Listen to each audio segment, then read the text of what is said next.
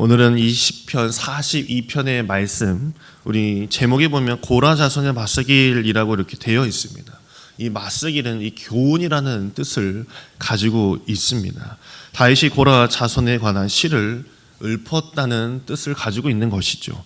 고라 자손들은 요즘 성가대, 이 성전에서 이 복무하면서 이 노래를 전담하는 일을 하고 있는 그룹입니다.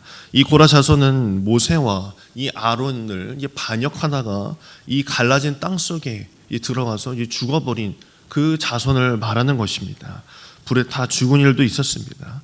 그러나 이 나중에 이 다윗이 왕이 되었을 때 이제 충실했던 것 같습니다. 그리고선 성전 안에서 노래 부르는 직분을 이제 감당하게 된 자손이 바로 고라 자손입니다.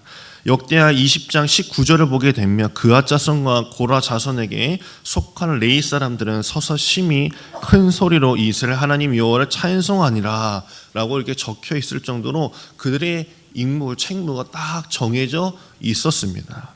그 고라 자손들이 읊었던 시라면 이 성전의 아픈 이야기도 들었을 것이고 기쁜 이야기도 다 그 이야기에 들어있지 않겠습니까?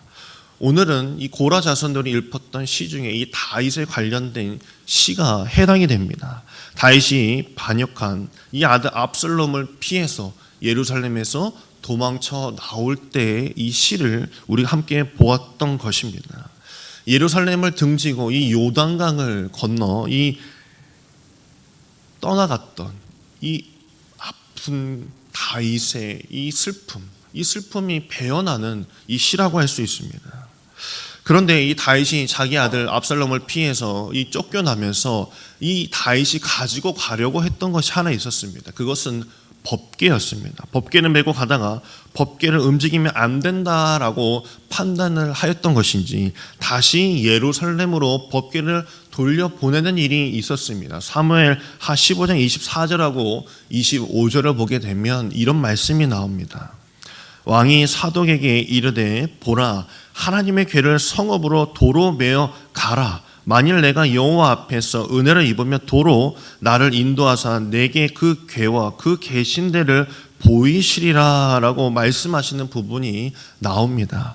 마음 같아서는 이 다윗이 쫓겨가는 그 마당에도 법궤를 다 챙겨서 가고 싶지만은 다윗은 이 메고 가는 이 제사장들도 그렇고 25절에 여호와 앞에서 은혜를 입으면 도로 나를 이곳으로 인도하실 분이 바로 하나님이시지 않겠느냐라는 생각을 가지고 나는 이곳에 그냥 법궤를 두고 가겠다. 내가 괜히 서둘러서 메고 가다가 이 사람들, 이 식구들 다 데리고 가면 어떻게 내가 피할 수 있겠느냐라고 생각을 했습니다.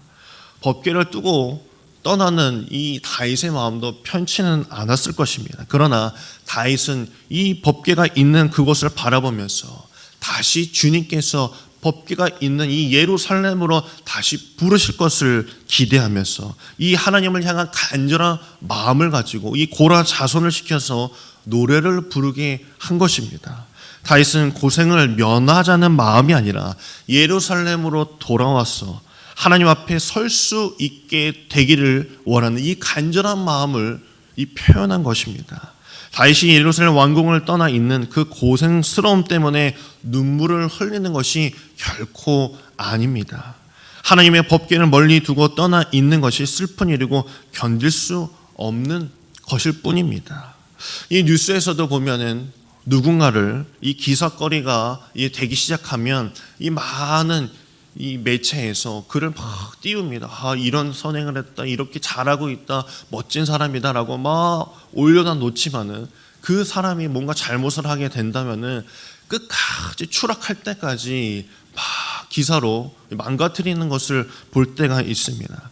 다윗이 잘 나갈 때는 늘 기생하는 무리가 있었을 테지만 도망치는 입장이 될 때는 이 속에 있는 말을 다 꺼내는 법입니다. 또한 그가 항상 고백하는 하나님을 두고서 너의 그 하나님은 도대체 어디 있느냐라고 말하기도 합니다. 그래서 오늘 본문 2절하고 3절을 보게 되면 내 영혼이 하나님 곧 생존하시는 하나님을 갈망하나니 내가 어느 때에 나아가서 하나님 앞에 배울고 사람들의 종이를 나더러 하는 말이 내 하나님을 어디 있느냐 하니 라고 말하기도 했다고 합니다.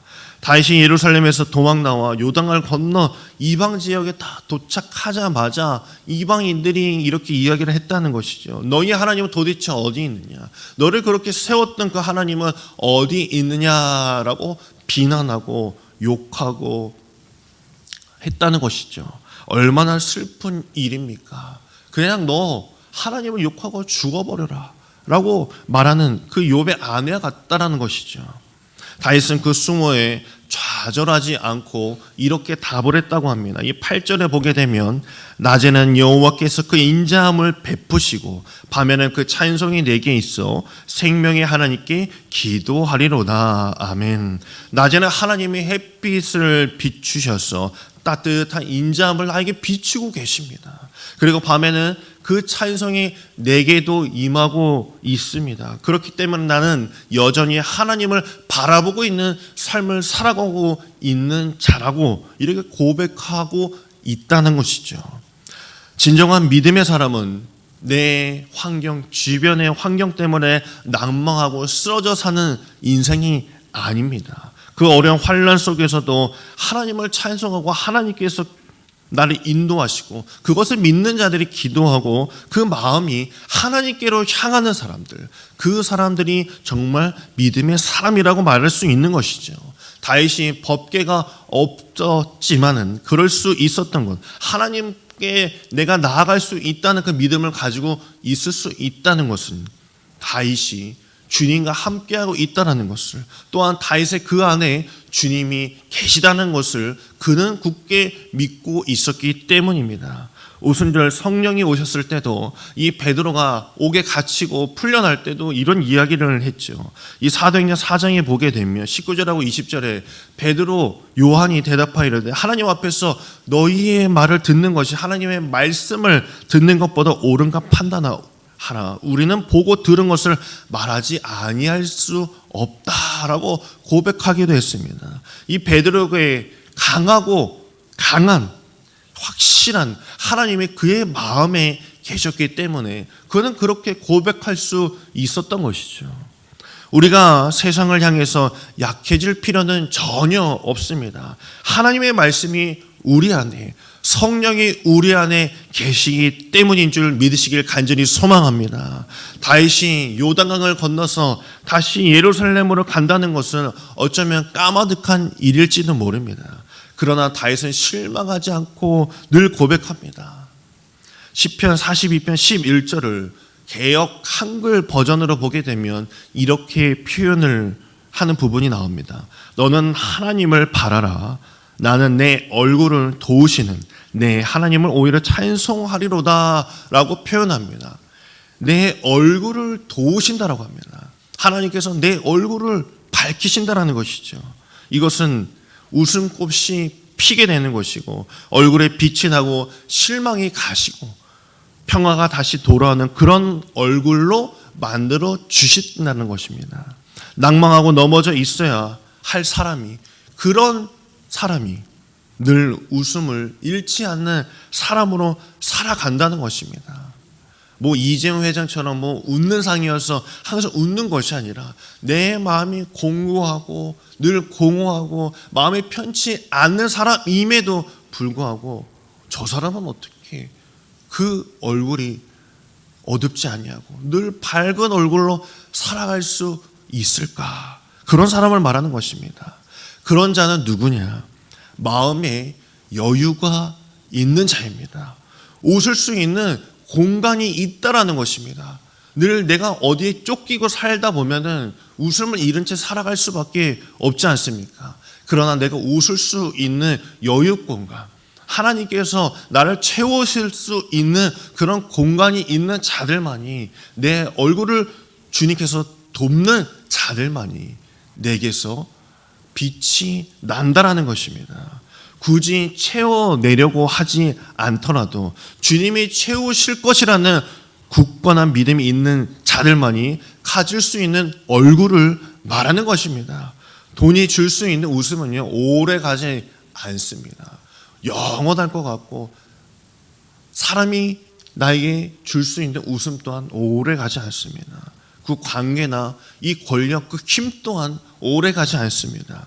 그 마음속에 하나님을 바라고 믿고 의지하는 사람만이 그 태어난 마음, 태어난 얼굴을 가질 수 있는 것입니다. 다윗 또한 그 상황이 왜 넉넉하겠습니까? 왜 여유롭겠습니까? 그렇지 않았습니다. 그러나 하나님께서는 그의 마음 가운데 환한 빛을 비춰주시며 주님이 나와 함께 하신다는 것을 믿는 자였기 때문에 그의 얼굴에 환한 얼굴을 도우신 줄 믿습니다. 다윗이 말한 것처럼 우리의 얼굴을 도우시는 하나님을 바라보시기를 간절히 소망합니다. 하나님을 바랄 때 담대하고 평화로 그 평화로운 얼굴을 우리에게 마주하게 하시는 것입니다. 요한복음 15장 7절에서도 이렇게 말씀합니다. 너희가 내 안에 거하고 내 말이 너희 안에 거하면 무엇이든지 원하는 대로 구하라. 그리하면 이루시리라 라고 말씀하십니다. 주님이 함께 하시면 못할 것이 없다라는 것입니다. 그것은 내 마음에 주님이 함께 하신다는 그 여유로운 마음이 있기 때문에 그래 주님이 하신다는데 내가 뭘 어디에 쫓기고 내가 어디에 부족한 대로 살아가겠어. 내가 주님이 주신 그 환한 얼굴로 내가 살아가리라 라고 그 마음을 먹는다는 것입니다.